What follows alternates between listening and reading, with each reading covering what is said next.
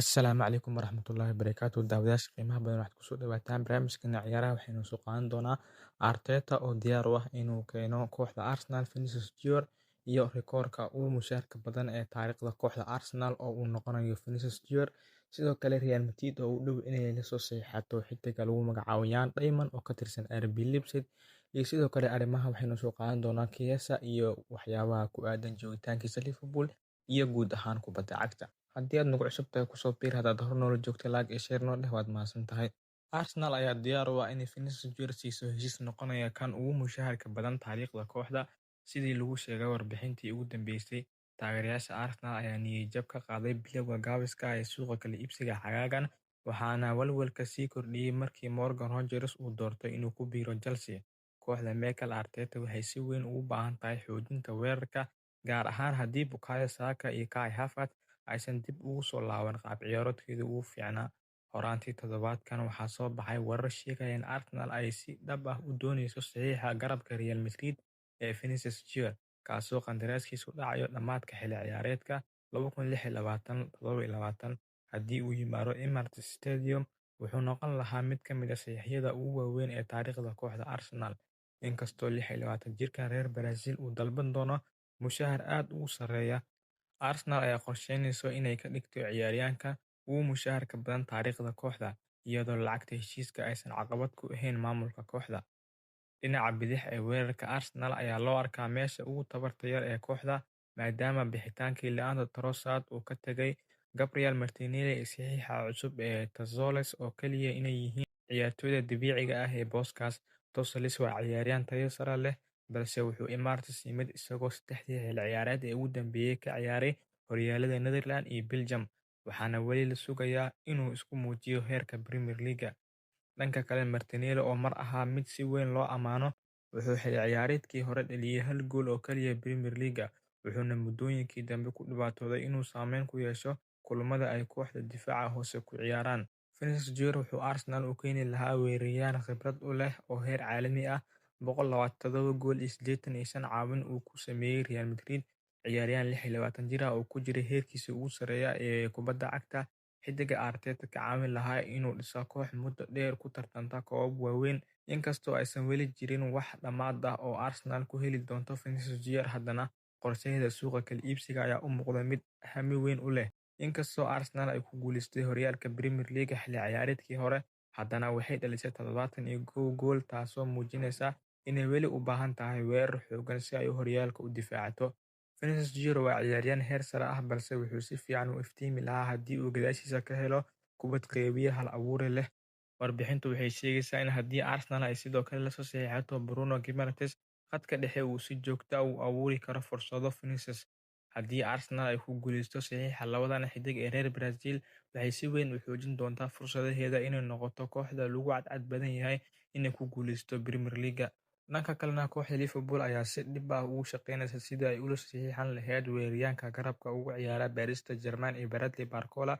Inkastoo kooxda Faransiiska ay dalbaneyso lacag dhan 140 milyan, Liverpool waxay rajeyneysaa inay PSG kala xaajoodto qiimahaas si heshiisku u noqdo mid suurtagal ah. Xilli ciyaareedka cusub ee Premier League ayaa wax ka yar bil ka harsan yahay, laakiin ilaa iyo hadda Liverpool waxay sameysay hal saxiix oo kaliya, ka oo ah Victor Moses. Taageerayaal badan ayaa filayay in kooxda ay keento xiddigo waaweyn oo buuxiya booska uu baneeyay Mohamed Salah, waxaana weli la rumaysan yahay in Liverpool ay sameyn doonto saxiixyo kale ka hor inta uusan xirmin suuqa kala iibsiga. Wararka ayaa sheegaya in Bradley Barcola uu mudnaanta siinayo ku biirista Liverpool haddii uu ka tagayo PSG. Wargeyska Daily Mail ayaa sheegay in Liverpool ay si firfircoon ugu shaqeyneyso heshiiska, balse ay dooneyso inay hoos u dhigto qiimaha ay PSG ku dalbaneyso xiddigan. Haddii Barcola yimaado Liverpool, su'aal weyn ayaa ka dhalanaysa mustaqbalka da'yarka hibada badan ee Thiago Motta oo ah 17 jir. Labadoodu waxay inta badan ka ciyaaraan garabka bidix, taasoo keeni karta tartan aad u adag.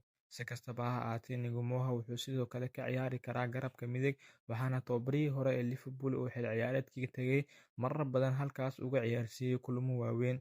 Xilli ciyaareedkii 2025-26 ee Premier League, Thiago Motta wuxuu ciyaaray 19 kulan, safka hore wuxuu ku bilowday 5 kulan, wuxuuna ciyaaray 582 daqiiqo, wuxuuna dhaliyay 2 gool, wuxuuna isla markaana bixiyay 1 caawin. Celcelis ahaanna wuxuu sameeyay 1.7 dribbling oo guuleystay kulankiiba. wuxuuna abuuray 3 fursadood oo waaweyn. Negumoha wuxuu sidoo kale sheegay xagaagan in ciyaaryahan kasta oo da'yar ah uu muhiim u yahay inuu awoodo inuu ka ciyaaro boosas kala duwan si uu u helo fursado badan. Maqaalku wuxuu tilmaamay in kastoo Barcola la soo saxiixo, Negumoha wuxuu heli karaa daqiiqado ciyaareed maadaama Barcola uu sidoo kale ka ciyaari karo weeraryahanka dhexe isagoo noqon kara beddelka Alexander Isak marka loo baahdo. Haddii Liverpool ay ku bixiso in ka badan 100 milyan si ay u hesho Barcola, wuxuu noqon doonaa ciyaaryahankii saddexaad ee kooxda ay lacag intaasi ka badan ku iibsato kadib Wirtz iyo sidoo kale Alexander Isak. Dad badan ayaa markaas filaya in Liverpool ay ku guuleysato Premier League, balse tababaraha cusub ee Andoni Iraola uu weli dhisayo koox uu ka dhaxlay tababarihii hore, isla markaana ay jiraan boosas kale oo u baahan xoojin. Gaar ahaan Liverpool waxay weli u baahan tahay khadka dhexe ciyaaryahanka awood u leh inuu si fiican kubbadaha uga soo saaro gadaasha. Haddii kooxda ay hesho Barcola iyo saxiixyo kale oo dheeraad ah, waxay noqon doontaa mid ka mid ah kooxaha ugu cadcad hanashada horyaalka Premier League. Inkastoo kooxaha kale iyaguna si xooggan u maalgelinayaan suuqa kala iibsiga, Liverpool waxay si dhab ah u dooneysaa Bradley Barcola, laakiin waxay isku dayeysaa inay hoos u dhigto qiimaha 140 milyan ee PSG. Haddii heshiisku dhaco, kooxdu waxay heli doontaa weeraryahan tayo sare leh, halka Negumoha uu weli heli karo fursado ciyaareed maadaama uu ka ciyaari karo boosas kala duwan. Liverpool sidoo kale waxay u baahan tahay xoojin kale si ay u noqoto kooxda ugu cadcad ku guuleysiga Premier League. Dhanka kalena, Federico Chiesa ayaa sheegay inuu hadda si buuxda diiradda u saarayo Liverpool inkastoo ay weli socdaan warar la xiriira mustaqbalkiisa. Labadii xilli ciyaareed ee uu joogay Anfield intii uu Arne Slot ahaa tababaraha, xiddiga reer Talyaani wuxuu kaliya hal kulan kusoo bilowday Premier League isagoo dhaliyay 5 gool 50 kulan oo uu saftay dhammaan tartamada. Liverpool. Chiesa oo ah 28 jir ayaa Liverpool kaga soo biiray Juventus sanadkii 2024, heshiis qiimihiisu ahaa 12 milyan, wuxuuna qandaraas kula jiraa kooxda ilaa 2028.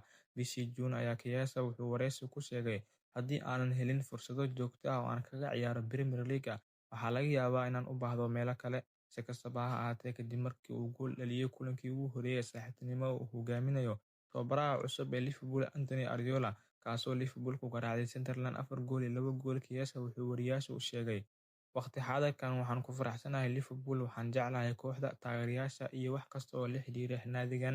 Waxaan sameynayaa wax walba oo aan awoodo si aan fursado ugu helo halkan, dabadeedna waan arki doonaa waxa dhaca.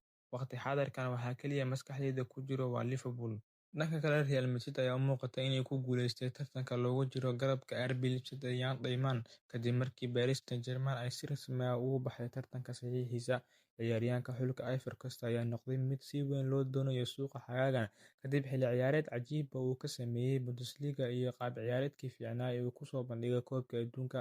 19 jirkaan ayaa horaantii suuqa la xiriiriyay Liverpool, balse kooxda wakiiladiisa ayaa markii dambe sheegay inuu door bidayo inuu ku biiro PSG. Hadda, iyadoo Real Madrid ay kaga hormartay PSG, Diamond ayaa la filayaa inuu u wareego garoonka Santiago Bernabeu, iyadoo qiimaha heshiiska lagu sheegay inuu aad uga badan yahay 100 milyan.